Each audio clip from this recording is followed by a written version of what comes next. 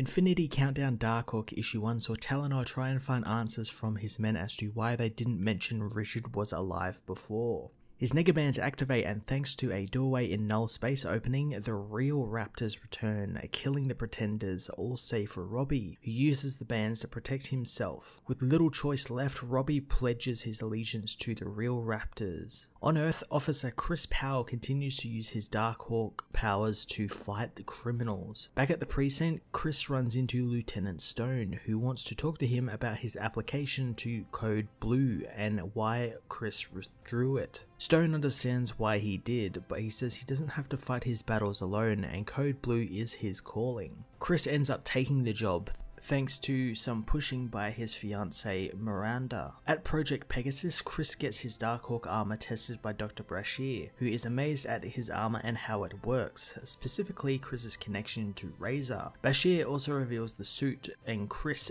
die every time he transforms, but the amulet he wears rebuilds him back to life since it has a stored version of him inside of it. She theorizes being disconnected from the Tree of Shadows is the reason this is happening and why his powers are so limited and why he cannot heal anymore. Richard Rider contacts them, having heard Chris's message he put out to the Novas to find the fraternity of Raptors. Chris tells his friend he's going after the Raptors and Nova needs to help him, but Richard won't, seeing as a full-fledged war for the Infinity Stones is happening right now. Chris won't take no for an answer, so Richard reveals Robbie has been taken by the Raptors and become Talonor. As Nova leaves to get back to the war, Chris goes for a fly, thinking about what he can do to fight the Raptors and how he can get to them. His alone time is interrupted by Death's Head, who is there to claim a bounty for Darkhawk on behalf of the fraternity of Raptors. The two fight all over the street until Darkhawk realizes the bounty hunter came to Earth in a spaceship, making him stop the fight and ask the hunter for his ship. Infinity Countdown Darkhawk issue 1 kinda confused me, since as it stands, it looks to be the only book that didn't include an Infinity Stone, instead being kind of a continuation of the Marvel Legacy Darkhawk issue 51, with only minor ties into the Infinity Countdown at large. That doesn't make it bad. I really enjoyed the book and I really enjoyed catching back up with Chris Powell's life and his time as Darkhawk. But why is it a tie-in if it's not going to tie in properly? Just make a Darkhawk miniseries in that case if you wanted to tell a story with Darkhawk. I'm hoping the next issue is a little bit more tied into the wider story, and I think it will be since it looks like Darkhawk is going to be going into space, so maybe he'll get embroiled with the Guardians.